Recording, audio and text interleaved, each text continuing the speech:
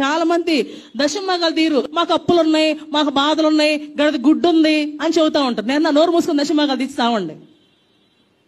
తీయకుండా ఉంటే పోవు అప్పులు ఉన్న దేవా ఏడ్చుకో, బాత్రూంలోకి వెళ్ళి ఏడ్చుకో, కింద కూర్చొని ఏడ్చుకో, మంచం మీద పడుకుని ఏడ్చుకో, ముసుకేసుకుని ఏడ్చుకో, ఎప్పటికీ బావు.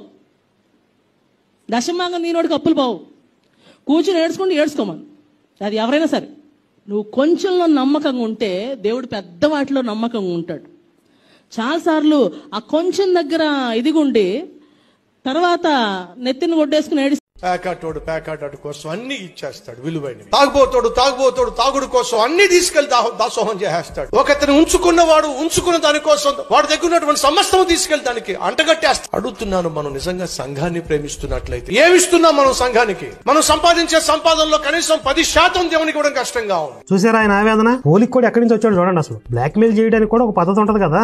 వీళ్ళు ఉచ్యం నీచ్యం అనే అసలు ఈ పరిస్థితులు కూడా మర్చిపోయి ఏ విషయాన్ని దేంతో కంపేర్ చేస్తున్నాం, ఎలా అడుగుతున్నాం అనే స్పృహ కూడా లేకుండా ఎలా అయినా సరే వీళ్ళ దగ్గర 10% వసూలు చేయాల్సిందే. ఇప్పుడు ఈయనకేం తక్కువ అండి? కలవర సతీష్ సుమారు 1000 కోట్ల ఆస్తులు ఉంటాయి. 1000 కోట్ల ఆస్తులు ఉన్నాడు. ఎదురుగా ఉన్నోళ్ళు ఎవరండి? రోజు ఆటో దొలుకునేవాళ్ళు, రిక్షా దొలుకునేవాళ్ళు, చిన్న చిరుద్యోగులు, రోజువారీ కూలీలు. మీరు 10% ఎందుకు గట్టర్ నాకు అంటున్నాడు. నాకన్నట్లా దేవుడికి అంటున్నాడు. దేవుడికి అంటే ఏంటంటే డైరెక్ట్ పోస్టులు వేసేస్తారా? దేవుడికి వెళ్ళిపోతాయి. ఎద్దు చూస్తే ముద్దు వస్తుంది, వ్యవసాయం చూస్తే ఏడుపు వస్తుంది అన్నట్టుగా. క్రైస్తవం అంటే వాళ్ళు బయటికి చూపించే కలర్ ఒకటి, లోపల జరిగి